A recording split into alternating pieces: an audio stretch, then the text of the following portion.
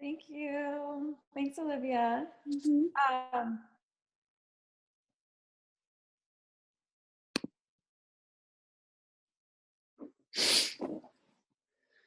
Oh my God, do not do this. Do not.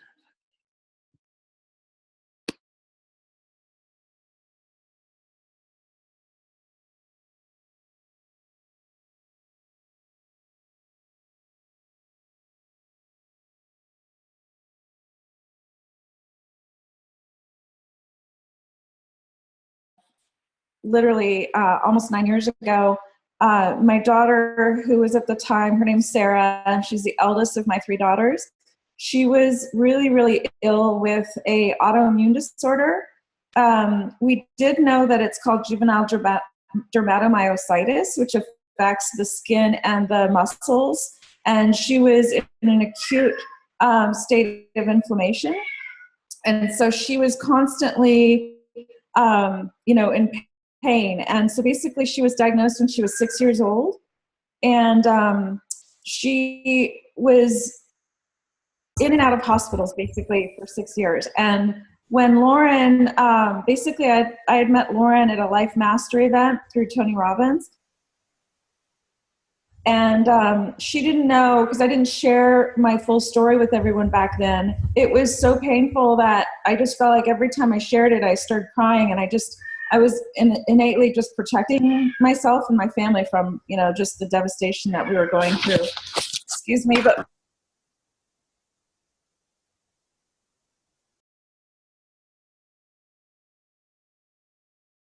my cat is like, so perfect. All right. So now that the cat's happy, so basically what happened was Lauren, at the event that I met her at, we became friends, and she told me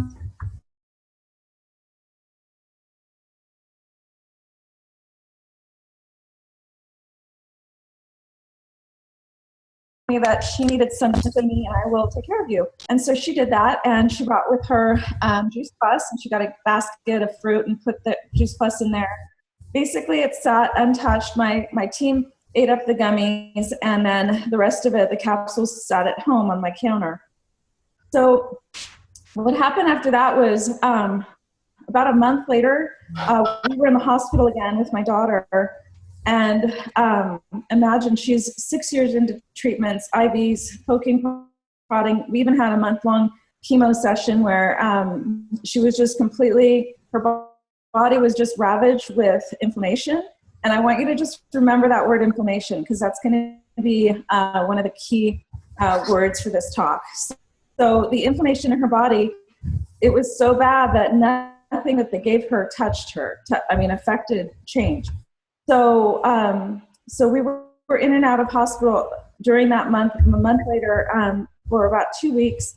And then we came home, and that was a very, very poignant moment, because I was very significant about, my profession, about, about the way I was trained. And I was very, very skeptical about anything natural really helping her, to the degree that I really didn't even think that it would be something that would help her. Yet when I took a look at this sitting in my kitchen on my counter, I looked at it in a different light in that moment. When your child or when someone you love is so sick, and to tell you how sick she was, she couldn't even, as a 12-year-old, she could not walk up the stairs. That's how sick she was. We were carrying her up the stairs. She was not able to go on any school events. She was basically homeschooled. She was in a private school, so we were able to do that for her. But it was devastating to our family in so many ways. But literally, I started giving it to her, and we started taking it ourselves,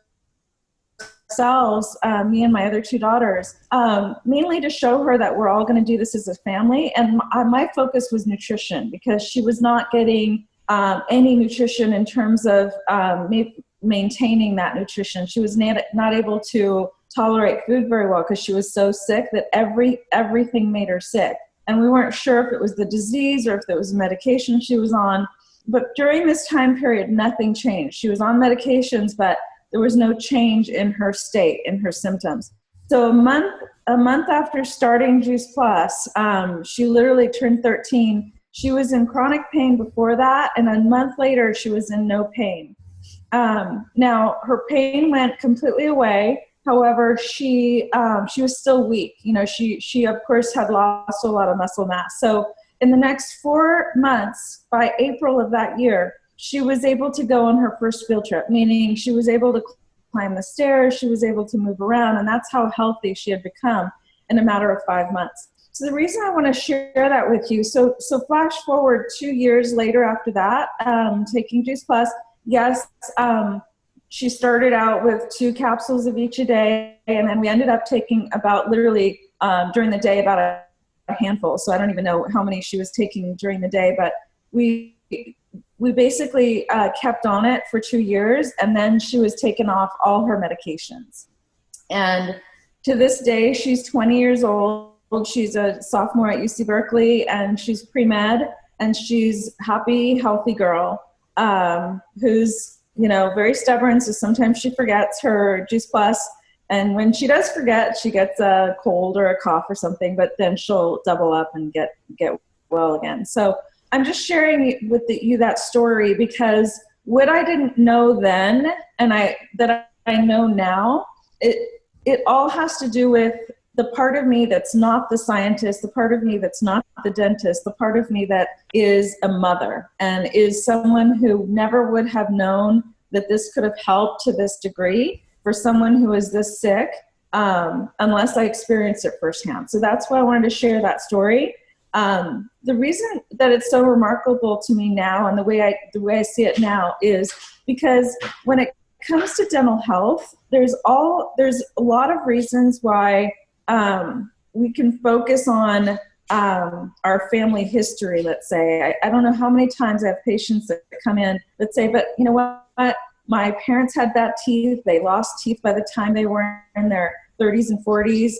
All my family members have gum disease. So that's just my family history. I'm sure the same could be said about they say the same thing about heart disease and the same thing about diabetes. But since my talk today is on dental health, I wanted to share some points with you and things that I just kind of wanted to go over the 8 things that you should know about your dental health. And the last one, which is going to be the teaser, is all about the gums and inflammation. So, and then I have also a little section. Basically, I kind of read through the periodontal research study again, and I kind of wanted to give you all the pearls of wisdom that you need to know about that.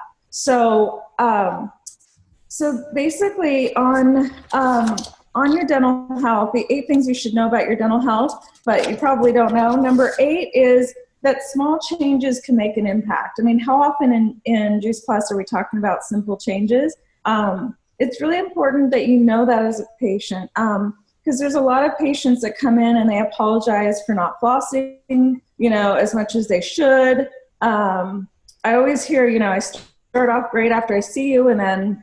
I fall off the wagon, and I basically haven't flossed since maybe the day that I saw you or the day after I saw you.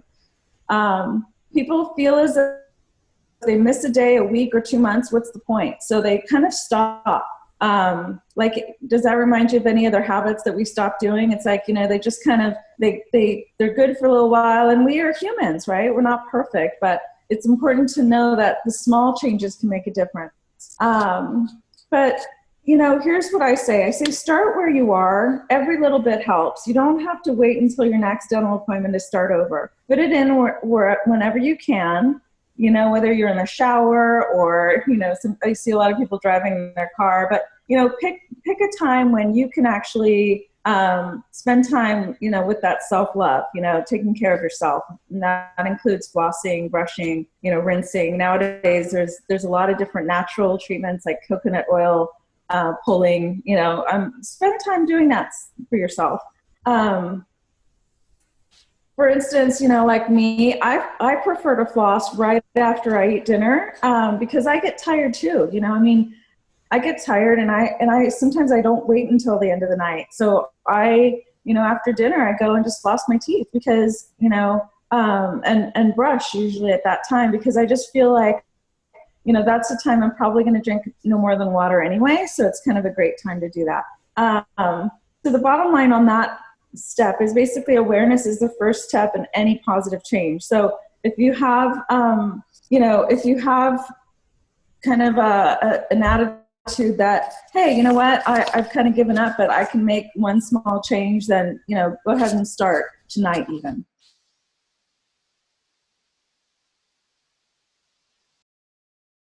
After dinner. What about your one of my professors used to say, people divorce their head from their body, meaning they don't believe their overall health has any impact on their overall well-being. But there's substantial research that correlates oral and systemic health. So, for example, did you know that if you have diabetes, you are 3 times more likely to get periodontal disease? Evidence has also shown the first signs of diabetes are often in the mouth.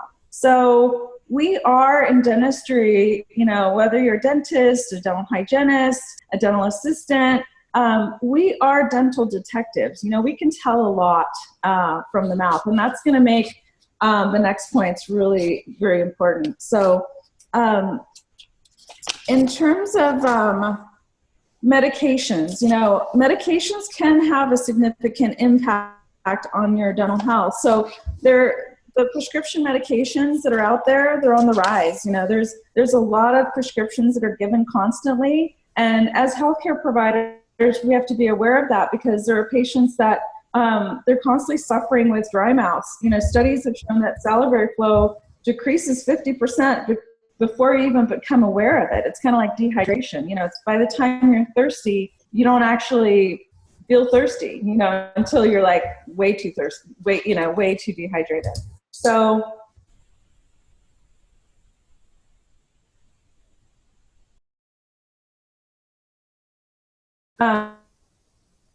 so this that is devastation, because your toothbrush, I don't know if you guys are aware of this, but your toothbrush can become like a sandpaper on your teeth. I mean, you're actually doing more damage at that point. So rehydrating your teeth is really important. If you're dehydrated, meaning swish around with water.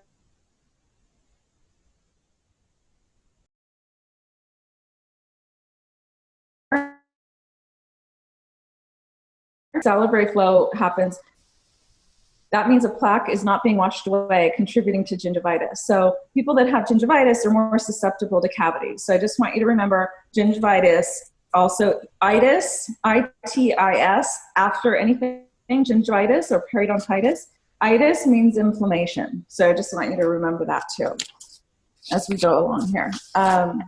So number 5, lemon water may be ruining your enamel. Lemon water is on the rise in terms of everyone's drinking lemon water, and it's great. And I'm not here to say it's not great, because there's a lot of studies that say that we need to flush our toxins. However, what I'm here to share is, don't be sipping on it all day long. Nothing but lemon water. It's really acidic for your teeth. I know it may be alkaline for your body, but just remember that if you're sipping on lemon water first thing in the morning, it's great. I mean, it's great. But just remember that every time you have the lemon water, it's called an acid exposure, and acid exposures can be from acidic foods, acidic drinks, sugary foods, and carbohydrates, and etc. So usually it's the processed foods, but the ones that do wreak the most havoc is the acidic things and the sugary things. So just be really careful of that. And the next thing is hormones. Hormones can have a big effect on your gums. Most women don't know that pregnancy and their monthly cycles can have a big impact on gingival tissue. In most cases, it causes increased bleeding. So you want to keep the inflammation to a minimum. You may need to brush a little bit more, floss a little bit more. Yes, there is something called pregnancy gingivitis, but it's still inflammation, and it's still not good for you, and it's not good for your baby. So it's still, maybe you need to come and get your teeth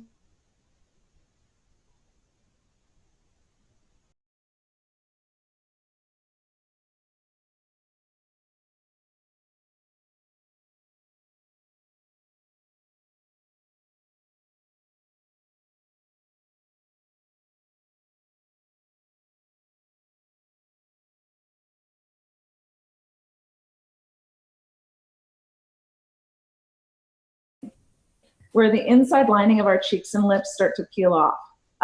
This is like a very mild chemical burn, and it's your body's way of trying to get rid of it. So basically, it doesn't like the reaction, and basically, you may need to find a more natural toothpaste. Some people make their own. But yeah, just once again, be mindful. I'm not going to go like too deep into all of these areas, but I just wanted you to be mindful about something that could be affecting your dental health. Number two, you're probably brushing too hard. There's so many people that they want that clean feeling, and especially those who use an electric toothbrush already. They take the electric toothbrush and they actually put pressure on the electric toothbrush onto their teeth and gums, and then they end up with bleeding gums and cut gums just because of putting so much pressure. Also, you can cause recession when you do that. So just be really careful about the amount of pressure. And what I like to do as an analogy is kind of like if you're thinking about like a ripe tomato or like a mushroom, if you're going to brush it, you're not going to push on it, because then you'd like poke through the tomato skin or you'd make a dent in the mushroom. Just remember that like if you put your fingernail on your gum, you'd leave an indent, and you may not cause recession, but it's going to leave a mark. And so you definitely want to brush, but if it's hurting you or if you're getting bleeding, maybe a sign that you're brushing too hard. But if you're getting bleeding and you're not pushing too hard, that's the number one thing about dental health that you should know that you probably don't, is that because consistently bleeding gums are not normal, okay? Let me repeat that. Consistently bleeding gums are not normal. When you brush your teeth and floss your teeth and you rinse out and you see blood or you see blood in your mouth, that is not normal. That is inflammation, okay? Now, the reason why I want you to understand, if your arm, let's pretend if your arm were bleeding every day, you'd likely do something about it, right? I mean, the same should go for your gums. Bleeding gums can be a sign of gingivitis or inflammation due to buildup of plaque. So the good news is we can reverse that. Yes, we have, a lot of tools at our disposal nowadays, a lot of different electric toothbrushes, water picks, water flossers, all kinds of things, professional cleanings, of course. However, one thing that I really want to touch on is our amazing company has done this research for us, and they did a double-blind placebo study. And I did have some research experience in undergrad as well as after dental school. And let me tell you, like the quality of these studies that they do, to do a double-blind study, it means that the patient's not aware what they're receiving, and the clinician or the doctors are not aware what they're receiving. So it's not like they're doling it out and saying, okay, you're going to get the fruit and veggies, and then you're going to get the trio capsules, and you're going to get the placebo. Nobody involved knows what's happening.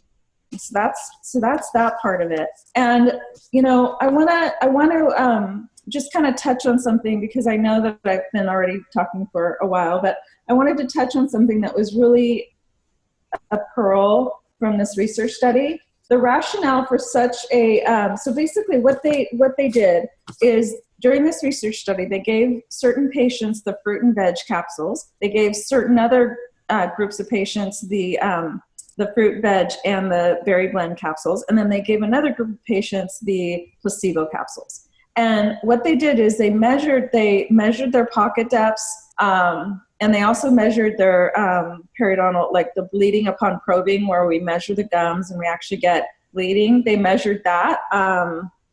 And basically, they also measured the clinical attachment gain and the percentage of sites bleeding. So after 2 months, 5 months, and 8 months. So basically the hypothesis was that there was a significant decrease in the fluid in the pockets. The gingival crevicular fluid volumes diminished. So in the groups with the fruit and veg, and then also with the fruit, veg, and berry, but not as much as those were more than the placebo. And so basically, the hypothesis was that the fruit, veg, and berry blends really helped decrease the pocket depths and decrease the amount of gingival inflammation and bleeding. So the rationale for this hypothesis was based upon the substantial literature base concerning the efficacy of antioxidant micronutrients in reducing extracellular oxidative stress and their intracellular role in the downregulation of redox-regulated pro-inflammatory gene transcription factors. Now, what all that means basically is that basically what the fruits and veggies did, and the grapes and berries, what that all did, it flooded the system. It flooded their bodies with the micronutrients, and it basically took the inflammation that they already had. Now, we're not even going to go into, was it because they weren't brushing and flossing? Was it a family history? Was it secondary to diabetes or something like that? But basically what it did was it deregulated, and it really took the expression of inflammation and it deregulated it. So it's really important to know that we have a lot of control over what happens with our bodies, especially if you are one of those people who thinks, okay, because I have a family history of gum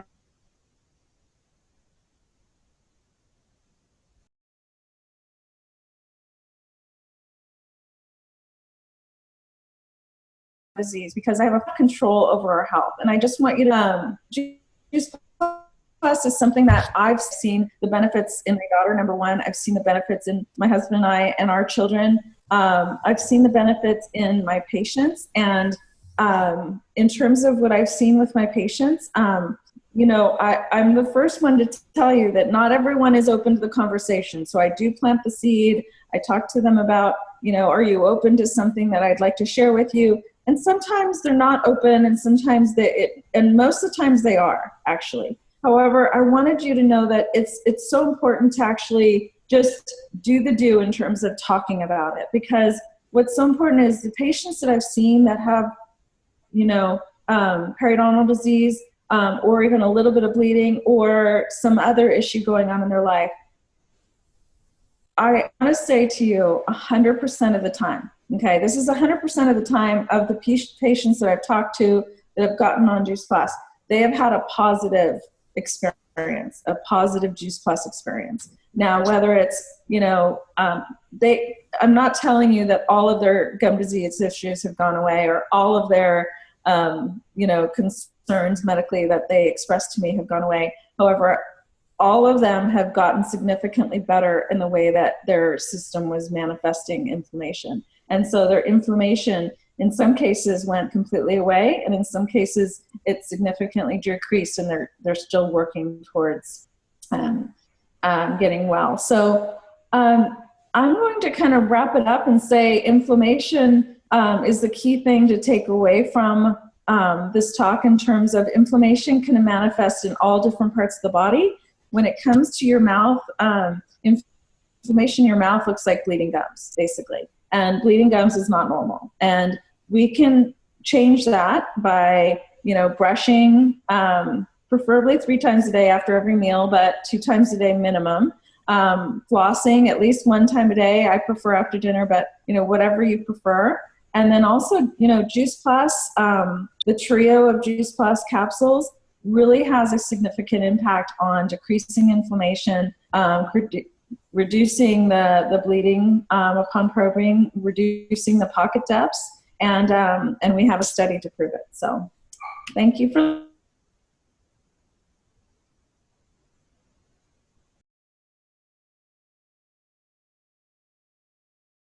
listening. Is that Larry Love? That's him in the flesh. Thank you, Suzanne. Thank you. Awesome, Suzanne. Thank you so much. Thank you, guys. Very good. Anybody have any questions? Yeah. Suzanne, I have Yeah, a how question can you get for an appointment? You know how to get I know. I don't want to drive all the way to Sacramento. Hey, Suzanne. Yes. So that was really awesome. I loved how you tied in all the important factors about especially about the bleeding gums, because I'm one of those people. My story is bleeding gum before Juice Plus, and then 6 months later after Juice Plus, no bleeding gums. So I didn't really give it much importance. I thought that I was being a very good, avid, clean your teeth kind of person. Yeah. And my medal of honor was all the blood I was spewing. So, so I appreciate, I mean, it wasn't as if I was bleeding internally, so don't squirm. But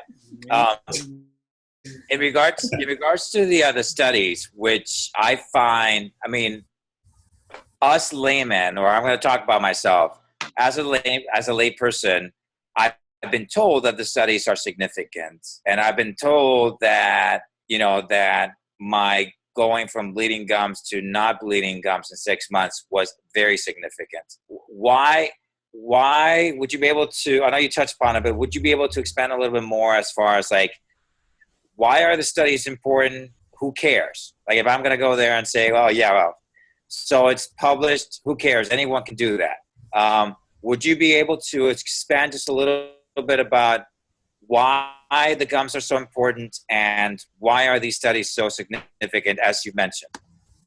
So thank you for that question, because the studies are significant because research is significant. So it's like,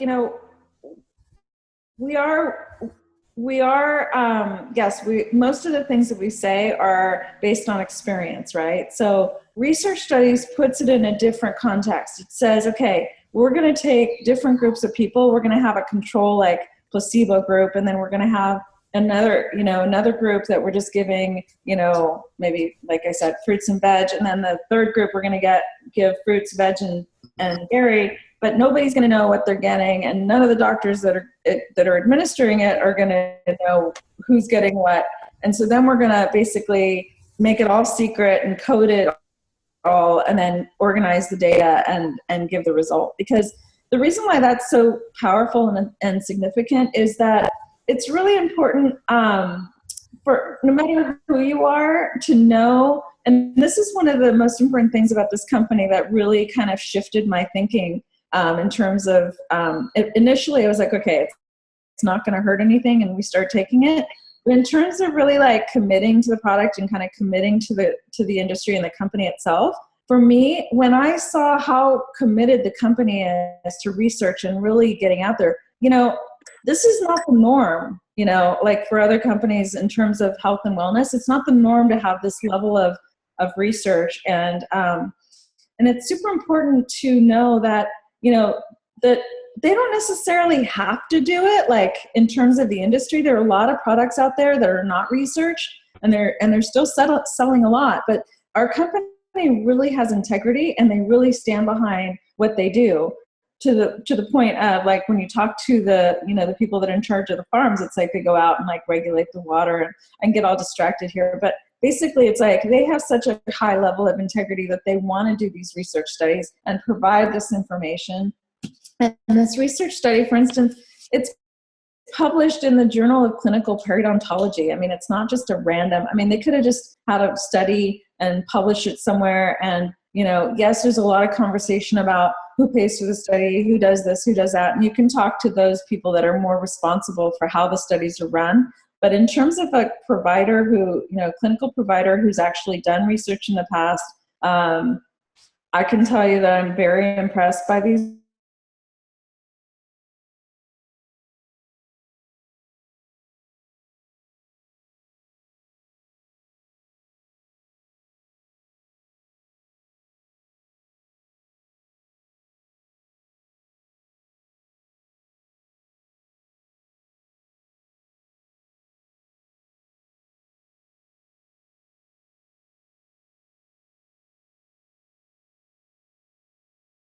Or the either the go-to point or the weakest link of the more problematic side of oral health.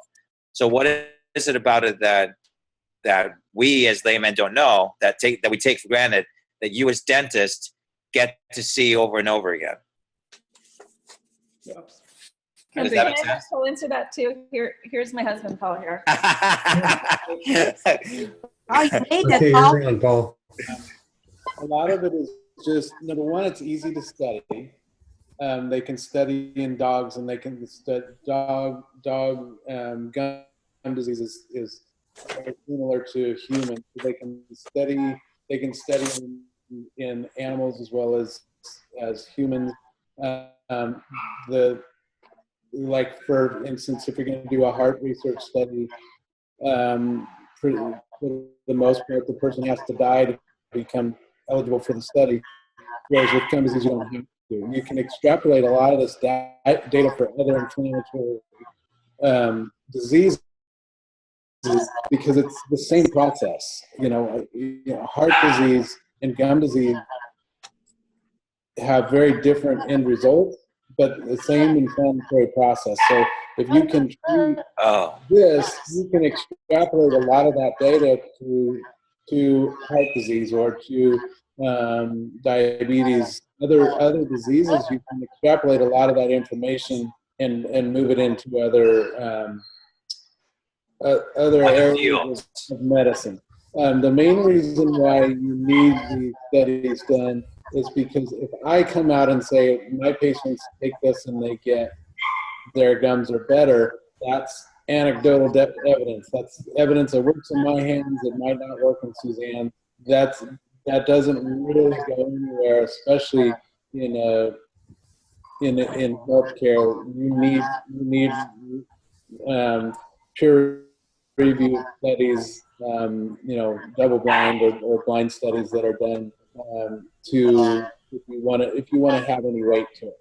So it's just not very cheap to do it, and not many people have the resources or the desire to do it. So that's the one thing that Goose Plus does better than other companies that I don't know what other companies do. I'm really not familiar with them. But okay. That's